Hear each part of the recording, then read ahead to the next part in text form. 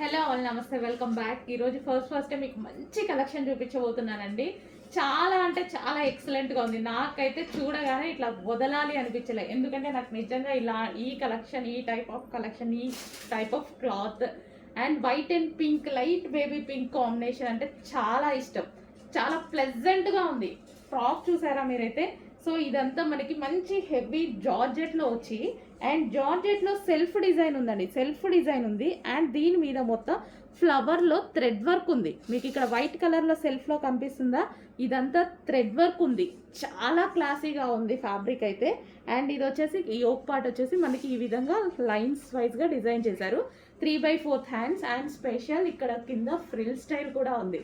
ఎంత క్లాసీగా ఉంది చూడండి. ఏ స్కిన్ టోన్ వాళ్ళకైనా సెట్ అయిపోతుంది అనమాట.